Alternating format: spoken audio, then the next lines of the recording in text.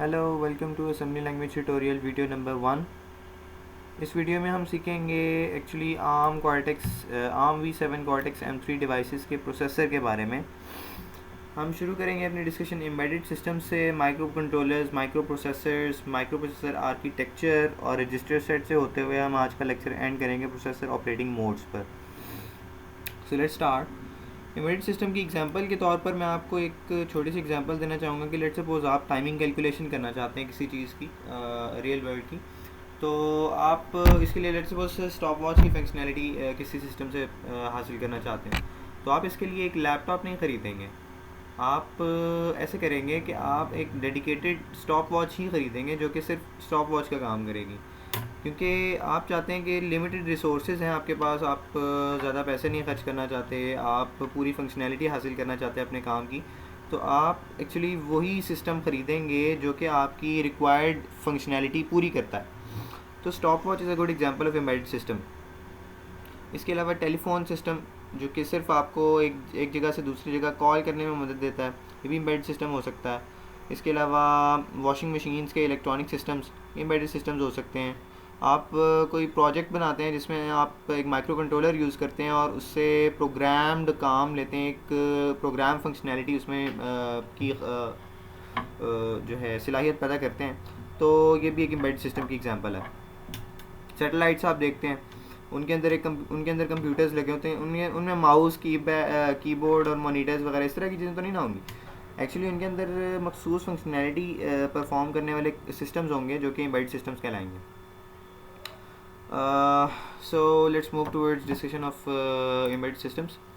ये तस्वीर जो आप देख रहे हैं ये एक्चुअली एक एम्बेडेड सिस्टम की ही तस्वीर है। इसमें ये ब्लूइश ब्लॉक एक्चुअली एक माइक्रो कंट्रोलर है जिसके अंदर एक मेमोरी यूनिट है, और ये वाइट ब्लॉक एक्चुअली एक प्रोसेसर है। प्रोसेसर के अंदर जैसे कि हम सब लोग जानते हैं कंट्रोल यूनिट होता है और एक अरिथमेटिक लॉजिक यूनिट होता है। अरिथमेटिक लॉजिक यूनिट स्लेव के तौर पर काम करता है और सारी इंस्ट्रक्शंस को एग्जीक्यूट करता है। इसको ये इंस्ट्रक्शंस इसको मशीन लैंग्वेज में यानी 1 ज़ीरोज़ की फॉर्म में दी जाती हैं और इसकी ज़िम्मेदार होती है control unit. Control unit actually सारी इंस्ट्रक्शंस रिसीव करता है मेमोरी यूनिट से, और मेमोरी यूनिट को इंस्ट्रक्शंस मिलती हैं आपके कोड से जो आपने उसके अंदर बर्न किया होता है या अपलोड किया होता है कोड माइक्रो कंट्रोलर में। इनपुट डिवाइसेस एक्चुअली पिन्स होती हैं जो कि जिनसे आप इंटरफेसिंग कर सकते हैं किसी माइक की, माउस की, कीबोर्ड की या किसी कीपैड की, मतलब मल्टीपल पॉसिबिलिटीज़ हैं। माइक की भी इनपुट हो सकती है, तो बहुत सारी पॉसिबिलिटीज़ हैं इनपुट डिवाइसेस के लिए। Output device arithmetic logic unit की प्रोसेस्ड आउटपुट को डिस्प्ले करवाने के लिए यूज़ किया जा सकता है, या फिर उससे कोई और काम लिया जा सकता है। सपोज कोई LEDs ब्लिंक करवानी है, या कोई मॉनिटर स्क्रीन चलानी है, या स्पीकर चलाने हैं, या प्रिंटर चलाना है, तो वो आउटपुट डिवाइसेस में आएंगे। डिस्कशन को मज़ीद आगे बढ़ाते हैं। एक्चुअली आपने लास्ट तस्वीर में देखा कि मेमोरी यूनिट आपके प्रोसेसर में मौजूद होता है। अब मैं मेमोरी यूनिट पर थोड़ी सी बात करना चाहूँगा। एक होती है इंस्ट्रक्शन मेमोरी। इंस्ट्रक्शन मेमोरी में एक्चुअली वो सारी इंस्ट्रक्शंस मौजूद होती हैं जो कि आप अपने कोड में लिखते हैं। और एक होती है डेटा मेमोरी। डेटा मेमोरी के अंदर वो सारे वेरिएबल्स स्टोर होते हैं जिनको आप वेरिएबल्स की वैल्यूज स्टोर होती हैं जो कि आप अपने कोड में यूज़ कर रहे हैं। डेटा मेमोरी वेरिएबल हो सकती है, इसके अंदर चेंजेस हो सकती हैं क्योंकि आप चाहेंगे यकीनन कि कोई डेटा प्रोसेसिंग कर रहे हैं आप, तो डेटा की वैल्यूज़ चेंज भी करना चाहेंगे आप। लेट्स सपोज आप 2 वेरिएबल्स की इनपुट्स लेते हैं और फिर उनको प्रोसेस करके उसका GCD फाइंड आउट करना चाह रहे हैं, ग्रेटेस्ट कॉमन डिवाइज़र। तो आपका जो आउटपुट वेरिएबल होगा आप यकीनन चाहेंगे कि उसमें वेरिएशन आए, जो भी आप उसमें स्टोर कराएं वो स्टोर हो। तो डेटा मेमोरी में इस तरह से वेरिएशन रिक्वायर्ड होती है, इसलिए असेंबली में data memory by default read write होती है, यानी उसके अंदर रीड भी किया जा सकता है और इसे राइट भी किया जा सकता है। जबकि इंस्ट्रक्शन मेमोरी जिसे आप कोड मेमोरी कहते हैं असेंबली में, वो बाय डिफ़ॉल्ट रीड ऑनली होती है, और अगर आप इसको चेंज करना चाहें तो आपका असेंबलर एरर देता है। बाकी ALU कंट्रोल यूनिट और IO डिवाइसेस पिछली डायग्राम जैसे ही हैं, काम करते हैं। बस मैट्रिक्स पे मैं थोड़ी सी बात करना चाहूँगा। एक्चुअली आपका जो डेटा ट्रांसफ़र होता है एक प्रोसेसर से मेमोरी, या मेमोरी से प्रोसेसर, या फिर IO डिवाइसेस से मेमोरी, या IO डिवाइसेस से प्रोसेसर, ये सारा बसेस के थ्रू होता है, और इस फ्लो को कंट्रोल करने वाली चीज़ कहलाती है कंट्रोल बस। ये प्रोसेसर या मेमोरी डिसाइड करती है कि एक वक्त में किस चीज़ को इनेबल करना है, किस चीज़ को डिसेबल करना है, और ताकि उस चीज़ को जिसको इनेबल किया उससे डेटा रिसीव किया जा सके या उसको डेटा सेंड किया जा सके। फिर बात आती है एड्रेस बस की। एड्रेस बस का एड्रेस बस पर आपका प्रोसेसर एड्रेस लोड करता है जो कि मेमोरी या फिर आईओ डिवाइसेस में से किसी एक डिवाइस को एड्रेस करता है, और साइमल्टेनियसली कंट्रोल बस पर एक कंट्रोल सिग्नल भेजा जाता है कि आपने रीड करना है उस डिवाइस को या राइट करना है। तो एड्रेस बस के थ्रू एड्रेस लोड होता है और कंट्रोल बस के थ्रू इनेबल सिग्नल लोड होता है, और डेटा बस के थ्रू वो डेटा ट्रांसमिट होता है जो आप आउटपुट करना चाह रहे हैं या फिर मेमोरी में स्टोर करना चाह रहे हैं या इनपुट लेना चाह रहे हैं। Okay, let's move forward. ये हमारी बात हो गई एम्बेडेड सिस्टम्स, माइक्रो कंट्रोलर्स और माइक्रो प्रोसेसर्स पर। अब आते हैं माइक्रो प्रोसेसर आर्किटेक्चर पर। माइक्रो प्रोसेसर आर्किटेक्चर एक्चुअली बहुत ज़रूरी है जानना, क्योंकि जो आर्म V7 कॉर्टेक्स M3 हम यूज़ करने जा रहे हैं, इसको हम एक इनपुट के तौर पर एक कॉम्प्लेक्स फंक्शन नहीं दे सकते, बल्कि अपने फंक्शंस को जो भी टास्क हम परफॉर्म करना चाह रहे हैं उनको छोटे छोटे पार्ट्स में डिवाइड करके वो उन इंस्ट्रक्शंस में उनको ट्रांसफॉर्म करते हैं जो कि आपका प्रोसेसर एग्जीक्यूट कर सकता है। सो फर्स्ट आर्किटेक्चर की टाइप है complex instruction set computers.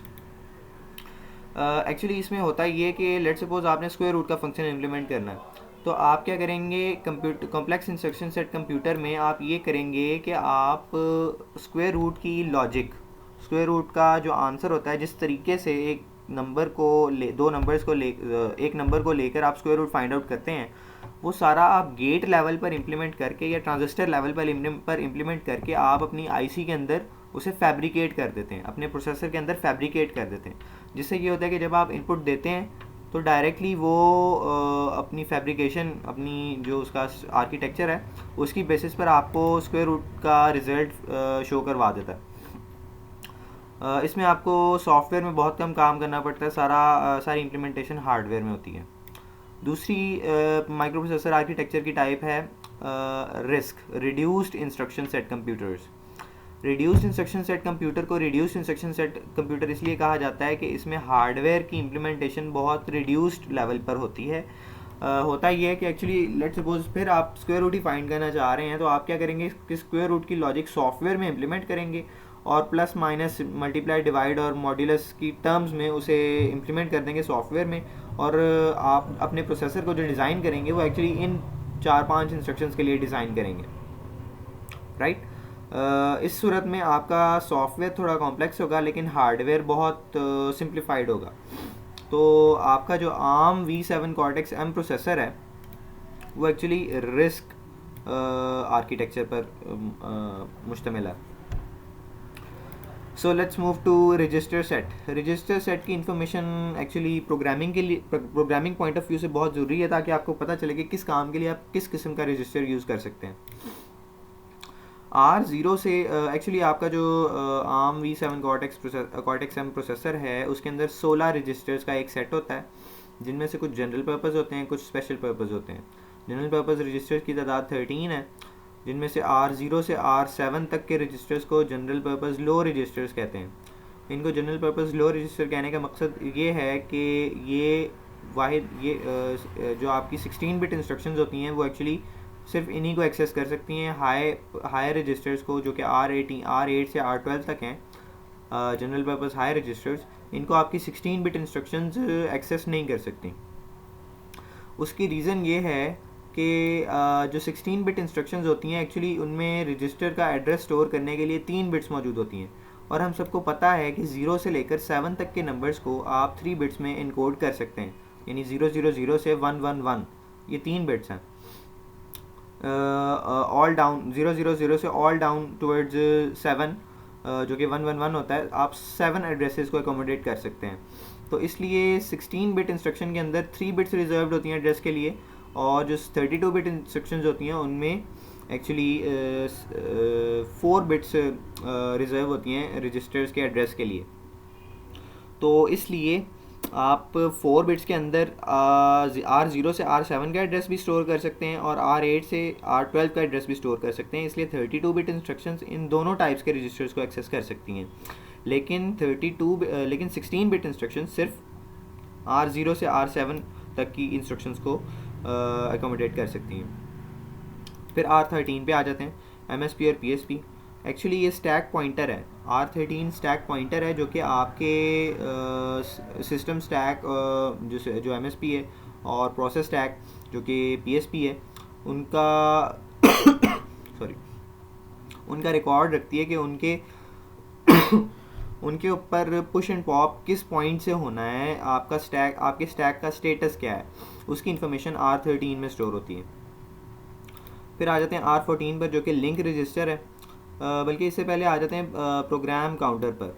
Program counter actually आपकी तमाम इंस्ट्रक्शंस का ट्रैक रखता है कि आप इस वक्त अपने कोड मेमोरी में किस जगह पर मौजूद हैं, क्योंकि आपकी जो इंस्ट्रक्शंस हैं वो कुछ ख़ास स्पेस लेती हैं कोड के अंदर और उनका कोई ख़ास एड्रेस होता है आपकी मेमोरी में। तो आप इस चीज़ का ट्रैक रखता है प्रोग्राम काउंटर, और हर इंस्ट्रक्शन के कॉरेस्पॉन्डिंग वो एक एड्रेस जनरेट करता है जो कि कोड मेमोरी में उसका यूनिक एड्रेस होता है। फिर आते हैं लिंक रजिस्टर पर। लिंक रजिस्टर एक्चुअली जब भी आप किसी सब रूटीन को कॉल करते हैं, सब रूटीन को कॉल करते हैं, एक्चुअली सब रूटीन फंक्शन को कहते हैं असेंबली में। फंक्शन से शायद आप वाकिफ़ हों कि फंक्शन C++ या C जावा में वो फंक्शंस क्या चीज़ होती है, उसी तरह की चीज़ सब रूटीन्स होती हैं असेंबली में।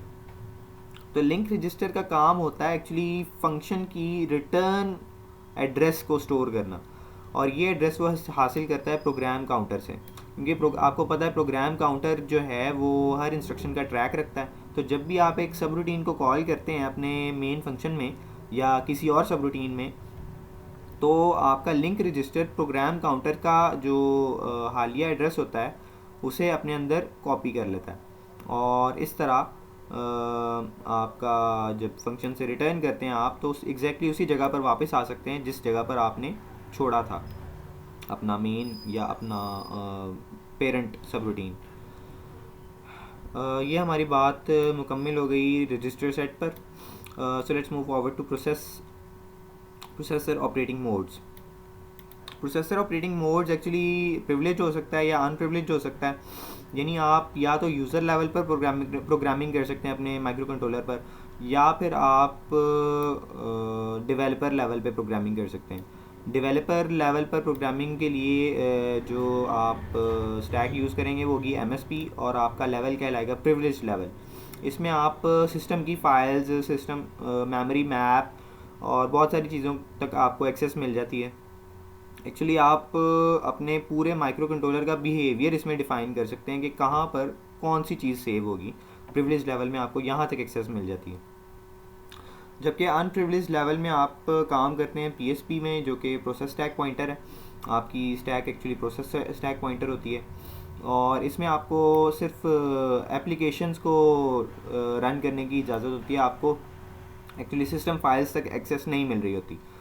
तो इनकी डिस्कशन फर्दर हम करेंगे मज़ीद लेक्चर्स में, जिसमें हमारी स्टैक की डिस्कशन आएगी, तो it would be further clarified at that point. So आज का लेक्चर हम यहीं पे एंड करते हैं। इंशाल्लाह नेक्स्ट टाइम हम बात करेंगे असेंबली लैंग्वेज की इंस्ट्रक्शंस की सिंटेक्स के हवाले से, और फ्रॉम नेक्स्ट लेक्चर हम फॉर्मली IDE पर काम करना भी शुरू करेंगे। तो लेट्स एंड आवर लेक्चर है। Thank you very much.